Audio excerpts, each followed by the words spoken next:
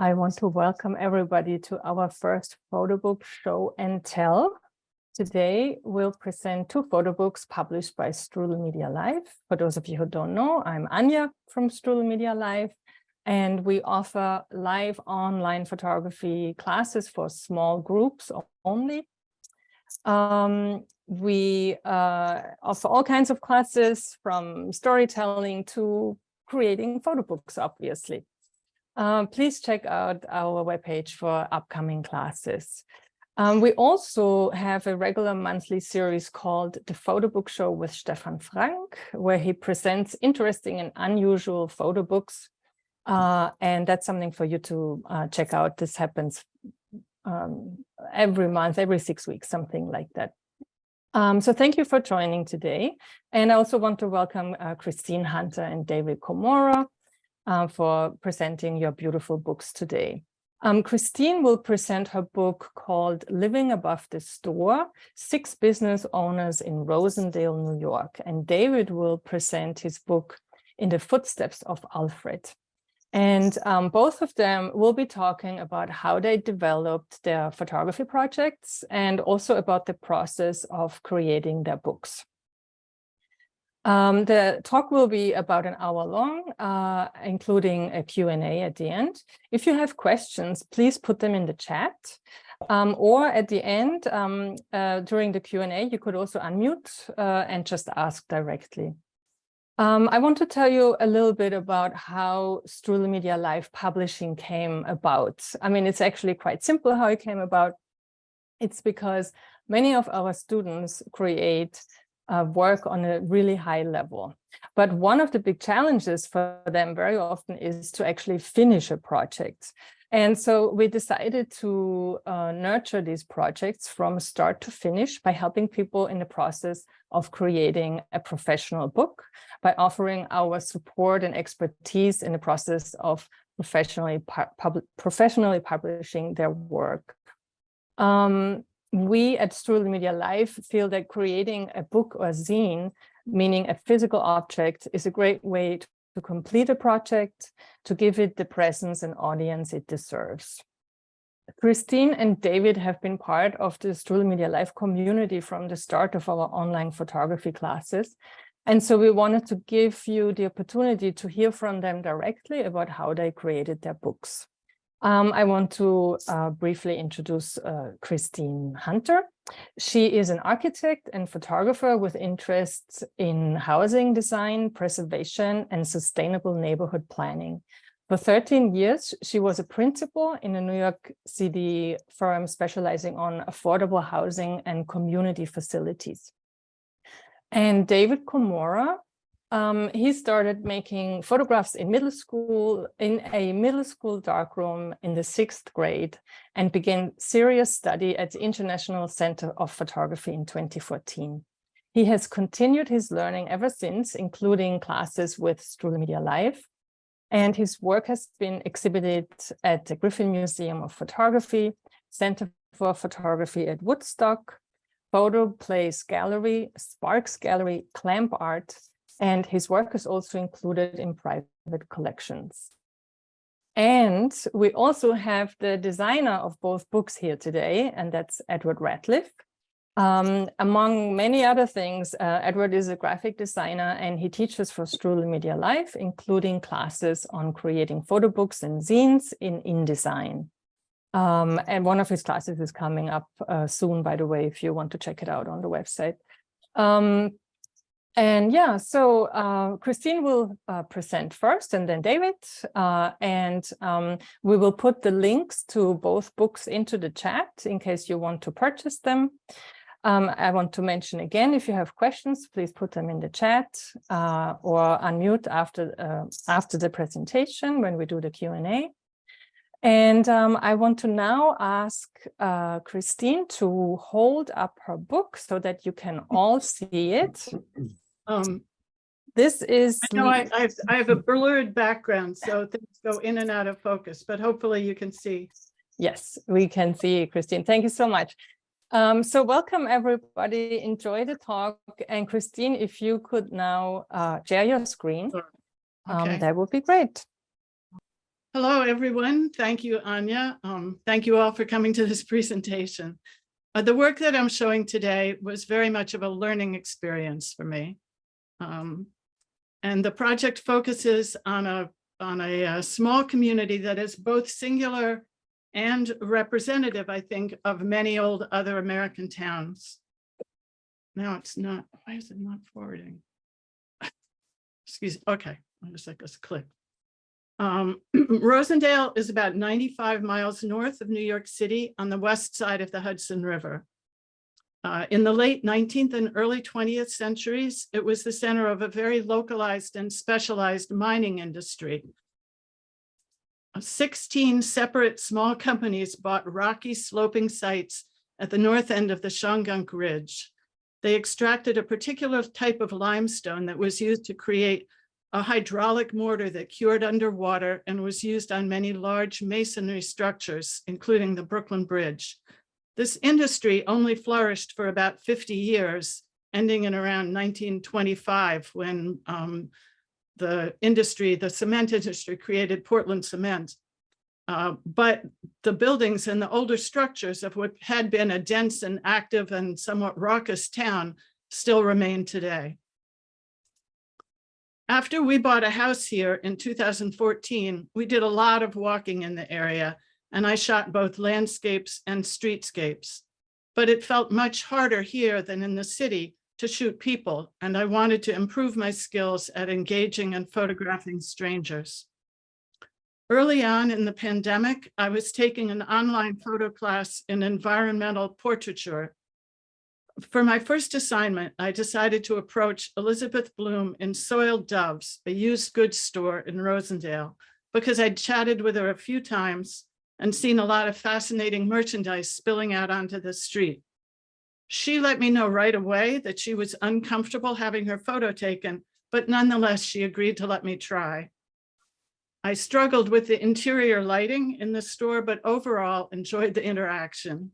And as I thought more about Rosendale's Main Street, I realized that there was quite a cluster here of small enterprises whose owners lived not just close by, but actually in the same building as their businesses. They had each adapted older structures which went back to the era of the cement mines, tailoring unique environments with flexibility to adjust their work and their personal lives to suit themselves. It turned out, I'm sorry, I'm going to go back. Well, it turned out that there were 6 such businesses within just a block of each other on both sides of the oldest part of Main Street. I'm sorry, I advanced and I'm having trouble going back. A structure that houses a residence and a workplace together is a very old building typology that's found all over the world, but rarely anymore in the United States. So why here? I don't have a definite answer, but I would guess that it's a few things together. One is the affordability of the town compared with other towns nearby. At least up until the last few years, Rosendale kind of retained a somewhat funky and working class atmosphere compared with a lot of the other Hudson Valley towns that had become more art centers and second home centers for people leaving the city. The other thing is that it's located along a busy traffic artery, and you feel when you walk down the street, even though it's quiet, that it could always be busier. And maybe there's a sense of optimism that it will get busier. I think the sidewalks help as well. And lastly, the Rondout Creek, which flows out of one of New York City's smaller reservoirs, goes right through the center of town, so that the buildings on the south side of Main Street have views at the rear and opportunities for private green space. So looking at this, we're now looking at the book, but you can see on the image on the right that Rondout Creek is on the upper left-hand side of the sketch, and you can see the 6 businesses along Main Street. So 4 of them have backyards that actually front the river. So encouraged by Anya, I decided to expand my study, and I gradually contacted the other 5 business owners. I usually ended up going back a couple of times And in some cases, although not all of them, I was invited to also go see the living space upstairs. For each owner, I developed a short photo essay, which I then shared back with them for feedback. And I included detail shots as well as text. My original goal in doing all of this, as well as just honing my skills, was to bind and print the 6 essays and give a copy just to each owner. But as the work developed, it seemed to make sense to include a little more context about the town, both visual and historic. And I got more committed to the idea of a book for perhaps a wider distribution. After doing my own initial layout, I took the plunge to work with a book designer, in this case, Edward Ratliff. We talked about alternative sizes for the book and decided on something which was actually smaller than what I originally envisioned. I think the power of photographs to read at different scales is maybe more, anyway, I learned something about that in terms of laying out this book, that photos could be small and still read very well. So that was one of the first decisions about the book. Edward also helped me to develop a graphic language, which I think really enhanced the visual image of the interest of the material. He also suggested adding other photos that I had already taken around the town that weren't specifically related to the 6 stores and their owners. So, yeah, so we added other photos of the town, and it was Edward's suggestion to look in the library archives of the local library, and he found this really nice photo of the early miners who lived and worked here. So that became the start of the introductory essay about the town. So in organizing the book, we put it together as really a clockwise walk, looking at this image, starting at Soy on the upper left and going down the street and then up the street again to Soiled Doves and Garden House. All right, so the rest of these slides, this gives you some sense of the scale of the book and the way it's laid out. Oh, and also Edward helped to develop this graphic separation between the chapters using more of the general photos and this blue stripe, which I think works very well. And from here on, I'm just going to show you, try to give you a sense of flavor of the book and of the 6 different owners. We're not, by showing you actual spreads from the book, we won't go through all of them, but just a kind of representative sample. The first business that I profiled is a restaurant, a Japanese restaurant called Soy, which the owner is Etsuko Kizawa, known as Etsuko. She has a very strong vision for what she wants, which is a Japanese home cooking restaurant. She feels that sushi is not typical of Japanese home cooking, and that's not what she offers. This is her at the door of the stairs that go up to her apartment. And to those of you that are familiar with sort of New York brownstones and retail spaces at the base, this is very similar. And the door to the restaurant on the right. She had actually founded this restaurant on the Lower East Side of New York in about 2001. And then relocated the business 15 years later and moved up to, bought the building, moved up to Rosendale with her young school-age son. This is Etsuko at the bar in the restaurant. She runs it almost as a single proprietor. And for all these owners, I think getting through the pandemic was really tough. It was often very quiet. Etsuko keeps herself very busy. She does a lot of different kinds of handicrafts and stuff, in addition to developing new recipes and keeping the restaurant going. Such as these little white figures are ones that she builds, I think, in the evenings when she's not doing something else. These were some shots of her in her basement kitchen and the food. And the fish pond in the rear of the in the rear of the building, and then standing on the balcony above, outside her apartment. And lastly, out in the back, at the rear of her garden facing the river. Okay. So the next owners were actually, this is actually the newest business of the 6, but the owners were a couple who had met online in their 70s when they were both widowers. They met on Match.com, Sean Johnston and Wilda Gallagher, and they discovered that they had a real joint interest in craft and specifically candle making. So they, on the spur of the moment, really bought a building on Main that was available on Main Street that could house both studios for each of them as well as a retail store. Sean's workshop was at the front of the store, so that he was very visible as you walked by. And you could see him working on his new types of candles, which he was also delighted to talk to you about. And this again is both of them at the rear of their property facing the river. The third owner, very different business, was the Red Wing Blackbird Theater, which is a puppet theater owned and founded by a woman named Amy Trompeter, who had been involved in the Bread and Puppet Theater on the Lower East Side of Manhattan in the 1960s. She purchased this old bus station in Rosendale. A friend of hers, she told me, a friend of hers looked at it and told her whatever she wanted to do, she could do in this building, which I thought was lovely.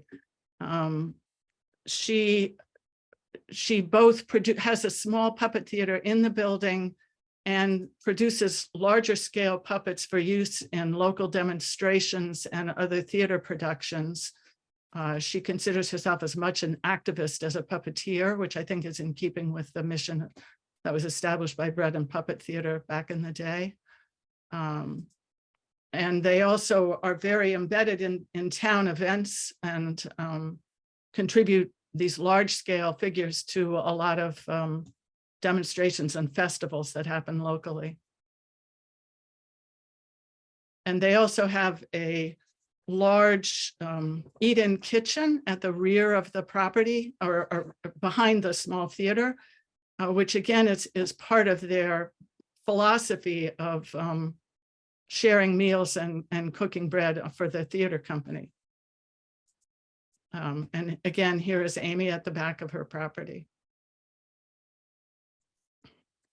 And the fourth owner on that side of the river was a bakery, Estelle Henshaw Watson, who was from California, but had come to the Hudson Valley in order to study at the Culinary Institute of America. Here he is in his store.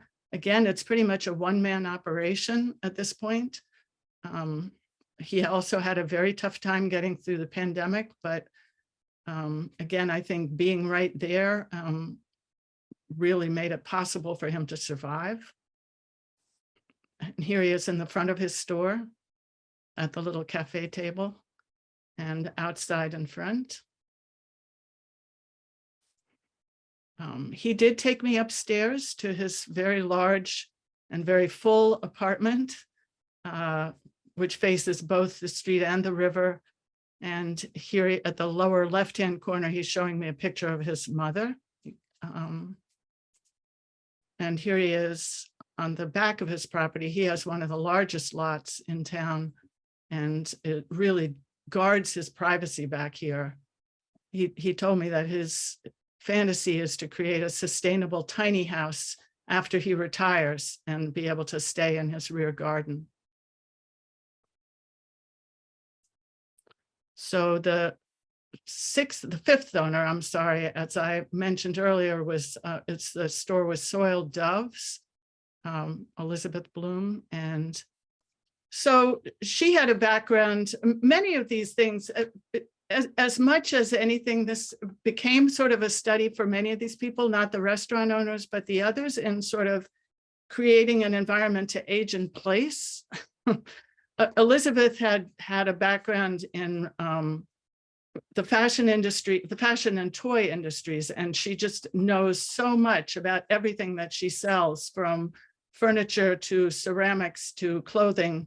And she has an incredible collection of Barbie and Ken dolls from having worked for Mattel, which she would rearrange at the front of her store in these amazing kind of witty displays. And she remained very camera shy throughout all my discussions with her, but kind of insisted that I photograph her cats in lieu of herself. Her cats go up and down stairs and are an important part of her life, an important part of the store. And her business does not have a rear yard. And in fact, it's the most urban feeling business in town.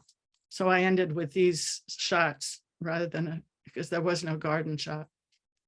The last business, Garden House, is another restaurant. Naheda Hamdan is a Jordanian originally from Jordan, and runs a Middle Eastern restaurant here with a lot of very original and unusual recipes, not like anything else in the Hudson Valley. Here she is at the front of at the entry to the restaurant. This building was originally, it's a kind of reverse adaptation. It was originally a single family house, and it's set back from the street. So the garden is actually in front and forms a kind of green spot along the street. And it's a very nice spot to stop and rest in town. And her kitchen is wide open when you, or very open to the main entrance. This is Naheda in her kitchen. And she has also amassed a kind of interesting collection of local objects, including this statue of a miner. And here she is in her main dining room looking out at her garden. So having finished this, or, sort of put my material together and worked with Edward, I realized at the end that we needed a postscript because one of the owners, actually the most recent owner, which was Rosendale Waxworks, closed about a year ago, having decided to, having planned to age in place in their comfortable apartment. They found in their early 80s that the costs of maintaining this live-work setup in an old building just left them too financially vulnerable. And I think, in closing, that kind of brings up a lot of issues about the town, that there are a lot of people that love this town, that love the sort of particular things about it, and it's kind of funky history. And at the same time, they're always nervous on Main Street about Main Street because it's hard, nobody here is making a killing, and the business never is busy enough to be sure of the street's survival. So everybody is sort of stuck in, the people that love the town and are committed to it are in a sort of bind between worrying about Main Street surviving and not wanting the place to get gentrified. And that's part of I think, a dilemma of the Hudson Valley these days. But, I think there is a special spirit here, and the town has been a survivor. So thank you all. And I want to thank both Anya and Edward, without whom I wouldn't have completed the book. And I'm also, of course, very grateful to the owners who both let me take their photos and shared with me what they did. Thank you. I'm going to stop. Thank you so much. Yes, please stop sharing. Thank you so much, Christine. This was great. If you have questions for Christine, you might want to put them into the chat while you remember them, or write them down, and we will discuss them later during the Q&A. So now I would like I would like to bring up something. One thing, if anybody's interested in getting a copy of this book, I posted the link to the page of her book on the StrudelmediaLive website, and there are a handful of places that you can go locally if you're in the Hudson Valley, or that you can order from online. And I also think it's really interesting. Christine came up with a really nice idea as a way to start distributing the book. She collaborated with the Rosendale Library to sell copies of the book as a fundraiser for the library. And I think it gives a nice sense of karma to the thing. And now there are a handful of bookstores in the Hudson Valley that are carrying the book locally. Thank you, Edward. I will now spotlight David so that you can hold up your book so that everybody can see it and show us your little performance. Wonderful. Yeah, so okay, this is great, just so that everybody can sort of get a feel for the scale. Wonderful, David. Thank you so much. quite a large, awkward size, which we'll talk about. And if you can now share your screen, please. Let's see. How are we doing? Looks good. Outstanding. Well, thank you everyone for showing up on the internet on such a snowy day. At least it is here in New York where I am right now. And a very special thank you to both Anya and Edward and Strudel Media Live for both inviting Christine and I to speak today about our work. And really, as Christine alluded to before, for helping us both realize the projects that we had in our minds. But in addition to that, with Strudel Media Live, creating a vibrant community where we can continuously share and learn and discuss work and continue to be inspired. So thank you for that. In the Footsteps of Alfred will always be an important project for me because it quite simply will always be my first project that was fully conceptualized and still really in my mind, my only project that's been fully realized. So it's, as we'll go through, it was 5 years in the making, and I'm now reflecting back on it 2 years after it's been made, and I continue to appreciate what it's brought me. Let's see. To begin with, I love photography books. Ralph Gibson stated that his pictures hanging on the walls in galleries and museums tells you what he thinks about photography, but it's his books that tell you what he thinks about his photographs.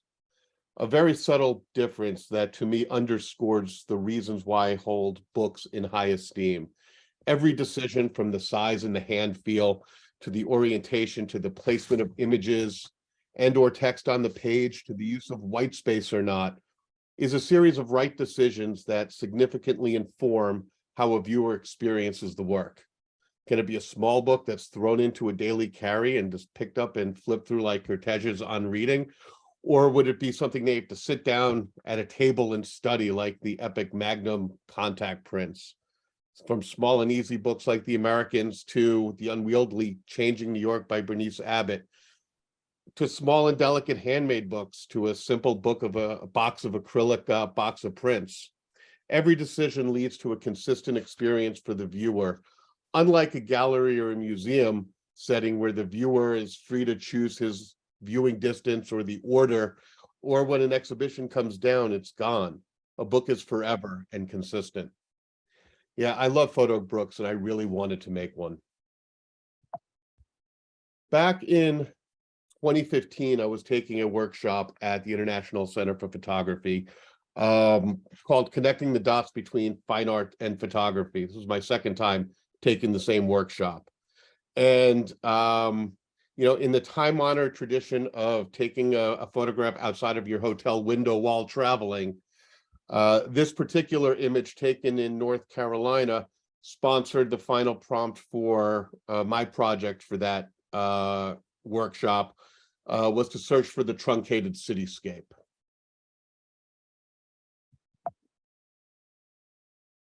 I found myself out photographing one day, wandering around 49th Street and Lexington Avenue, and somewhere in the back of my head, I was remembering and thinking that Georgie O'Keeffe and Alfred Stieglitz once lived here. Curious, I walked in and spoke first with the front desk and then with the manager, who did confirm that they had lived in this building that used to be called Shelton Towers in the early 1920s, right around the time that Stieglitz ushered in the era of modern photography by dedicating his last issue of Camera Work to the photography of Paul Strand. When she asked if I wanted to go up and see the apartment they lived in and see the famed view from Shelton North, it was an easy yes. While we couldn't go into the exact room on the floor he lived on, it was a working hotel, now it's a Marriott, and it was occupied. We did go directly upstairs, and I was able to stare out at the same yet different view that Stieglitz was able to see. I spent some time on the roof and in other areas around the building, and a project was formed in my mind. I would spend time in several key locations that Stieglitz would spend much of his time here, Gallery 291 around 29th Street and 5th Avenue, where he, at the turn of the century, founded the Photo Secession and introduced New York to the likes of Cezanne and Rodin and Picasso, the latter of which informed what is many consider to be the very first Cubist and modern photograph taken, called the Steerage in 1907, that he took on holiday with his wife. The third location was a little further up, around 55th and Madison, the site of his last gallery called An American Place, where he exhibited photographers like Ansel Adams and Edward Weston, and of course, the iconic Flatiron. I wasn't trying to retake the photographs that he took, and I didn't go specifically where he may have stood, but I attempted to walk the streets with my hand camera as he would and look. The spirit that I found he championed: art should continue to progress with new methods and thoughts. Photography is a perfectly valid form of fine art, and there is no satisfaction in unsatisfactory work. That last one's a tough one. There were many iterations this book went through, primarily blurb, very simple designs. But the idea of marrying Stieglitz's quotes with my images was persistent from the very beginning. Somewhere around 2017, I put this project aside to work on other things until early in 2020, I came to learn about a zine and book design course that Anya and Edward were teaching early on in the Strudel Media experience about InDesign. And it seemed to me that the best first step I could take if I ever wanted to make a book was to learn the tools to be able to do this. So I signed up, and this was the project I took. The first step was trying to figure out exactly what I had and what I was trying to say. And while going through the class and learning InDesign and what the book was supposed to be, we collectively experienced some wonderful and, quite frankly, tragic design decisions that I still laugh at to this day. But each version and iteration really did lead to the next. And in February, at the end, we ended up over here with a design that closely resembles to our final product. The specific dimensions, and we'll look at it in a second, was chosen to be the same dimensions as Stieglitz's camera magazine, Camera Work, just tilted on its side. It's a little bit of an odd dimension book. So after we finished our class, I continued to work with Anya and Edward pretty closely for 2 to 3 months. The first thing that Edward did was cleaned up the cover and changed it from a negative to a positive, and I think that changed the entire outlook of the book. I think we probably went through, Edward can probably tell you he has the nightmares of 10 or 11 or 12 versions or so that you go through. It seemed a lot at the time, but looking back at it now and knowing through the efforts I'm going through with my current projects, it seemed to go through very, very quickly. And it's really a testament, I think, to having a productive working partnership between the author and the designer. We did go through a soft cover iteration with one printer before we ended up deciding, you know, the odd size, it's 24 inches when opened up. It really needed the structure of a hardcover to be able to be held and be easily read. But it was the kind of thing that we could only do by printing the softcover book, getting it in hand, and feeling this just wasn't going to work. So in October of 2020, 5 years in the making, I had 100 copies in my hand. Before we get into the actual book walkthrough, I thought it could be interesting to take an aerial overview of the book structure, give you a sense of the overall landscape and the white space and the basic syntax of how the book is laid out. This has really become one of my favorite ways of looking at books and projects now, both in projects, process, and completed. I'm going to walk through a PDF version of the spreads of all of the books, because I think that's the clearest way to see the images and the text, but felt it would be at least helpful to see what the book looks like in its physical form.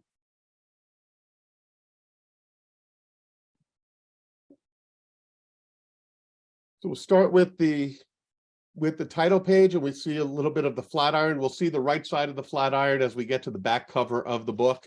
So that kind of, you have the complete cover across, spanning the whole book. We fade in with an obvious picture of walking down the street. And we end up with a little project overview. And what's interesting, Stieglitz was famous for walking around with his 4x5 hand camera, and it was the portability of the hand camera that really changed the nature of the way photographs could be made and the subject and what have you. This picture is the only one made in the book not with a hand camera, but it was actually done on the same 4x5 format. I just happened to be testing a 4x5 field camera, and I think I bought it 2 days after I saw this negative come out. And if you observed on the cover and the back cover is a crop of this image is what that cover is.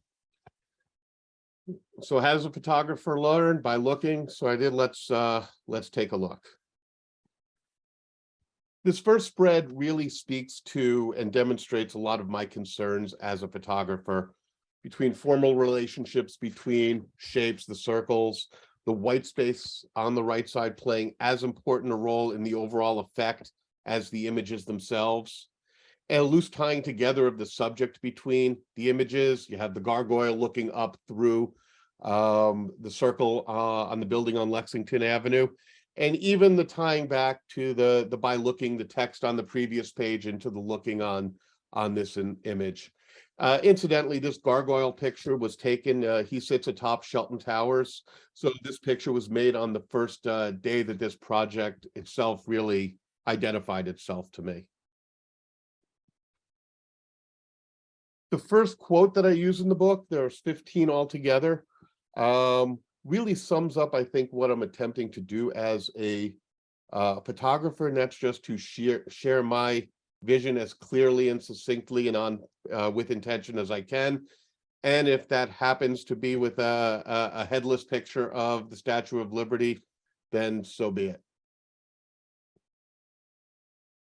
This second quote sounds somewhat of like an offhand but possibly true comment on the nature of art and it not being art until somebody comes along and buy it. I liked pairing that image with a picture of the humble Empire State Building, trying to peer out behind this monolithic textured white building.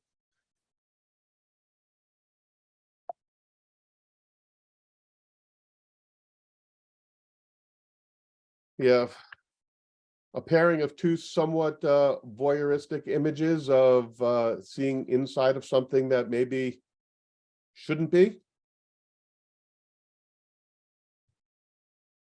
Some street photography through some reflections. And again, I think the use of white space here, again, through great design help from Hedward. Don't at all underestimate the value of having a good designer on your team who's trying to help you put all of this together.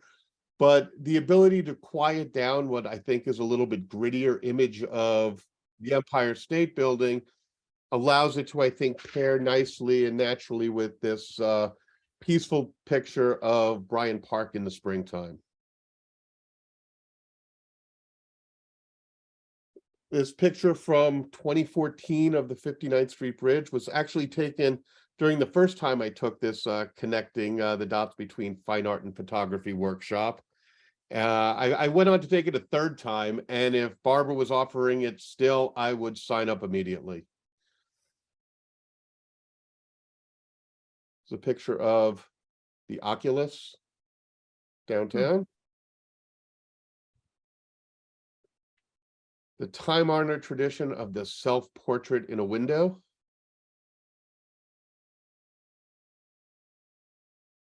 Perhaps my favorite spread in the book. The left image is taken through a store window with reflections in the thin, pointy part of the Flatiron building. It was taken with a 1947 copy of a Leica 3F on its first outing with me.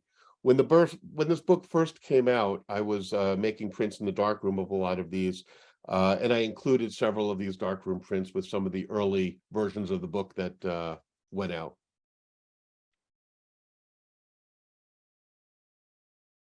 Perhaps my favorite quote about relatives on the left here.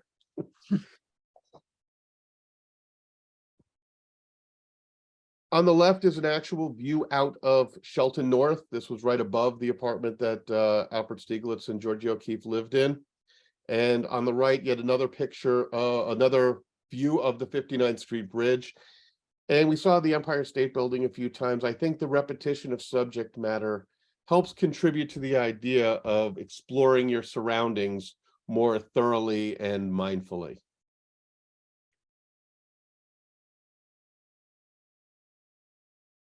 Some water, whoops. Another spread highlighting some graphical concerns, and alignment on the left is some shadows of a stair railing down the steps of the Met, also taken during that same workshop. There's an interesting quote that I think a lot about the ideas of post-processing. If you think about it as an example, I don't know that any of the landscapes or even negatives that Ansel Adams saw or took look anything like the final prints he ended up exhibiting on walls and in books. So the question is, of course, how much post-processing is, and where do you draw the line? For me, I like the way Stieglitz puts it here, in not allowing the processing and the technology and the tricks to interfere with the natural qualities of technique.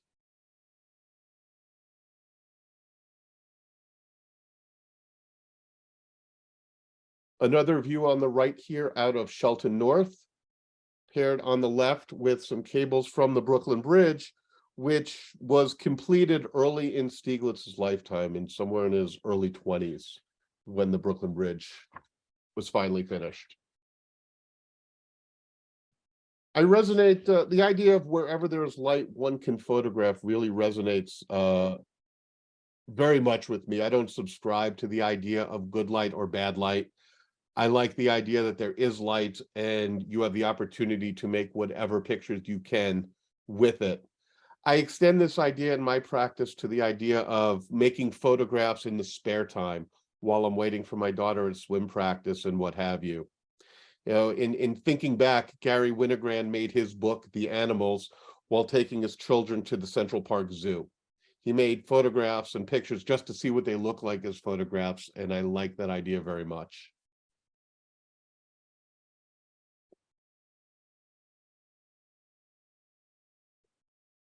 This picture on the left of the two legs, that was one of the very early on pictures that was made in the project. And yet another third view of the Empire State Building, and a woman who was clearly posing for a photographer on the other side of the glass.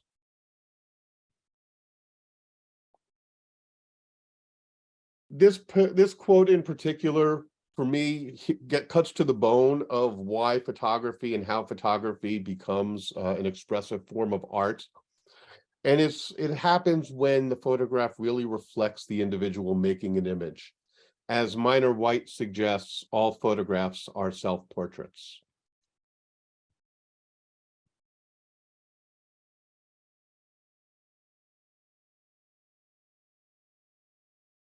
This is one of my favorite spreads in the book. The full bleed gives it this three-dimensional optical illusion type quality, and the person on the left seems to be coming out of the page to look around the corner.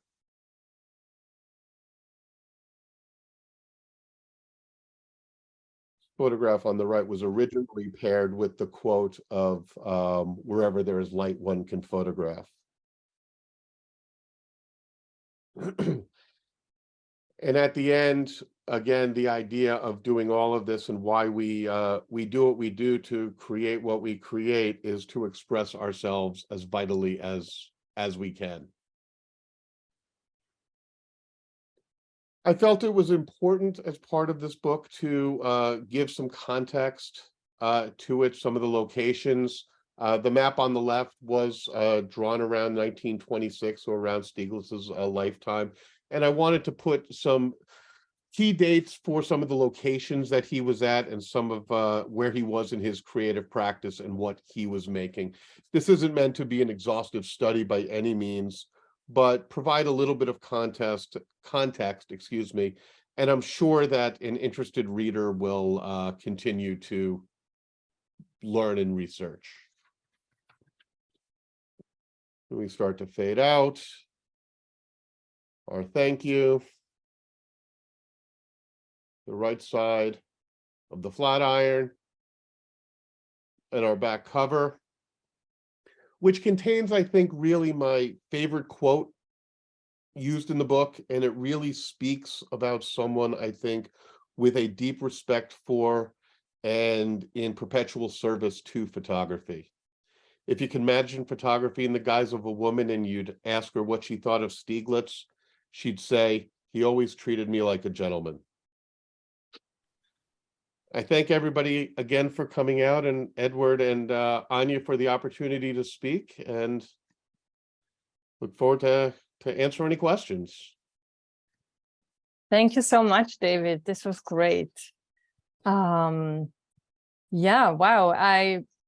For me, it was really nice to hear both of you speak about your projects like that, because I haven't actually experienced that yet. So I'm quite excited about that. I always encourage my students to try to set their digital images free from, all these photos sitting on their hard drives. And I think you now, learned that making a photo book is quite a commitment, but it's also very rewarding because at the end you have a physical object. And I thought that was very nice to see just now. So let's see. Who has questions for Christine or David? You can just unmute and ask. Alan. David, in the course of making the book, were you shooting to add pictures, or are you working primarily from a library that you've got and accumulated over the years? So that's a great question. At the time that I was making the book and doing the final editing, well, it was an interesting time. If you recall, around February 2020, at the end of the zine design class, was about the time of the beginning of our COVID lockdowns. So there wasn't a whole lot of shooting going on. So at that time, it was all editing the archive made over 4 or 5 years. But I've been collecting images for this concept for all of that time. Okay. All right. Thank you, Alan. I want to add to that I think it's really important to, when you make a book, that you don't rush things. I think it doesn't really come out well if you say, okay, I have this project idea, let me take the pictures and I'm going to make a book. I think most books take a long time. I think at least a year from start to finish. When I think about Christine's book, for example, when she started out creating environmental portraits, and when she started on this project, she went back to each person several times. It's not that she only went once, took the portrait and left. She went back again and again and had conversations with these people to find out more about them, about their businesses. And I think that's very important to not rush a book project. Next question, please. Edward, I think there's something in the chat. That I didn't see. I don't see a question there. Okay. I have a question. Yes, Jim. I love the layout of your book, and it looked to me like you were doing a full bleed on one side and the white framing on the other, and switching it around as sort of a basic layout. Is that correct, or how did you get to that? Because it had a wonderful feeling to it. That was for Well, you, David. me. Yes, I'm Oh. sorry. I'm sorry. No. Well, first, thank you very much. I would, how we ended up arriving that, I would probably need to defer a little bit to my partner in crime, Edward, on the design side of things. As if we go back and look at some of my early versions of it, it was a convoluted mess until we got to, as Christine pointed, a design language of how the book laid out in various points. But I think really it came down to the size of the image, that the size that fit the image. But I would look to Edward to add.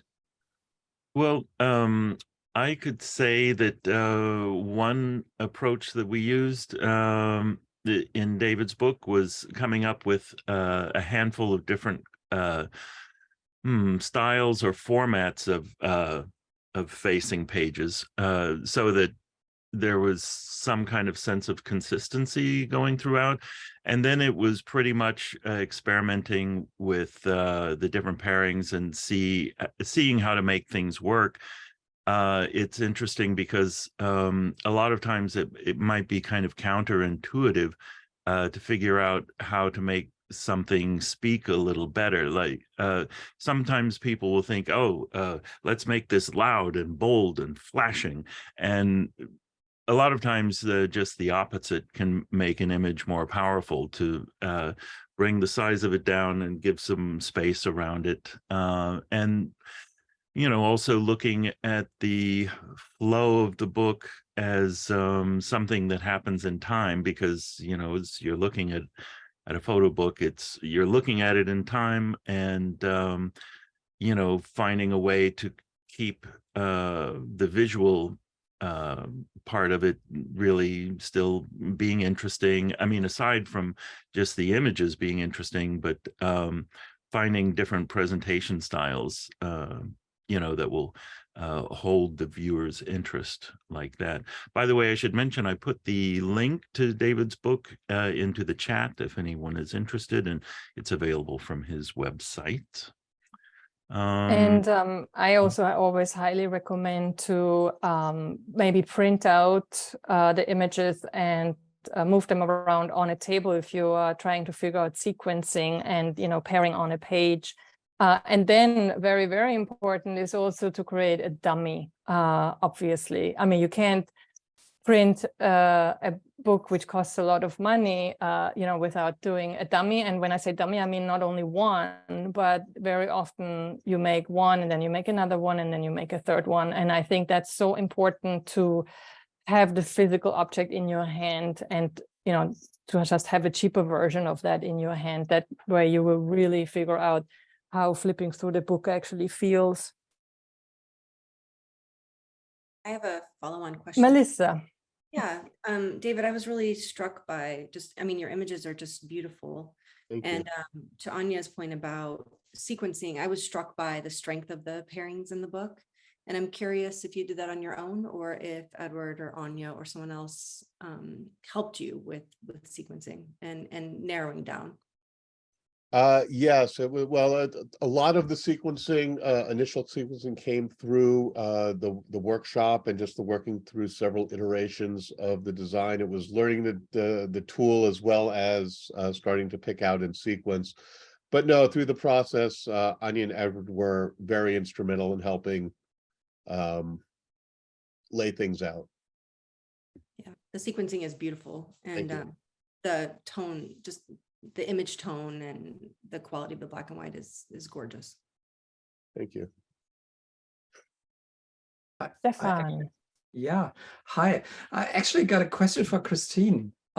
Christine, thank you. I was so moved by your pictures. It was one of the pictures that really gave me I really needed that today because it gave me some hope back.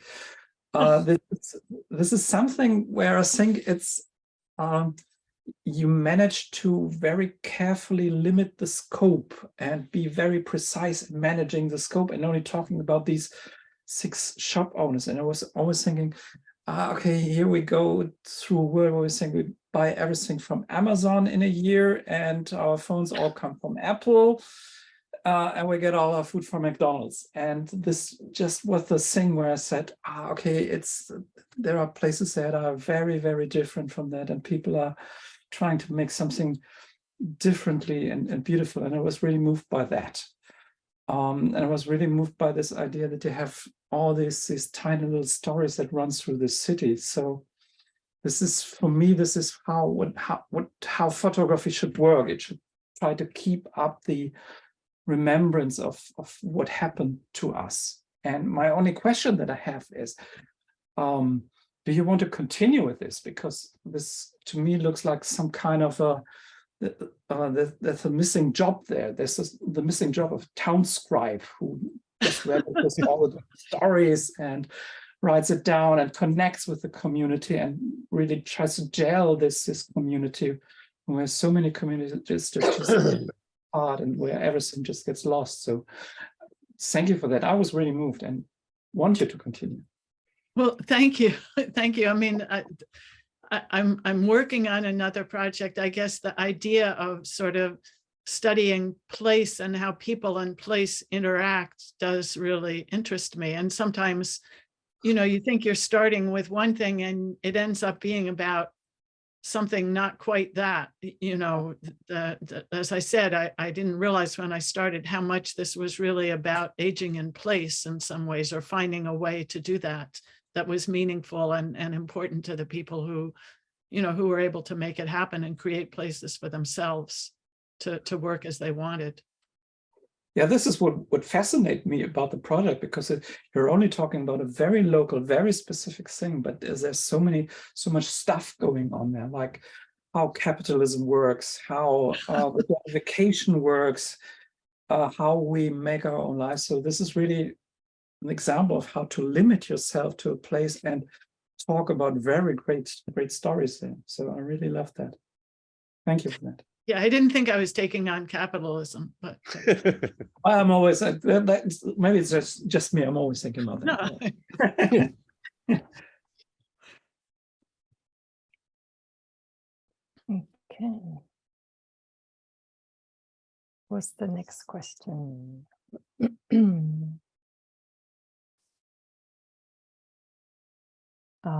Edward. Edward, you're muted. Anyway, I wanted to ask about the book covers, actually. Christine and David, and maybe also Edward, how you decided, like the process of figuring out what should be on the cover and what it should look like. I find that personally extremely challenging. I was just wondering if you could talk about that a little bit. Christine, how was that for you? Well, I had in mind the image, but I think Edward had better ideas than I did about how to I guess I'll just kind of hold it up, but you know, I sort of had in mind a full bleed image with the title and other writing kind of superimposed on it, and Edward convinced me otherwise, and I think it came out very nice. You know, there's something else on the back of the book. Is Christine, being an architect, was made this nice illustration of the main street, which you can see there.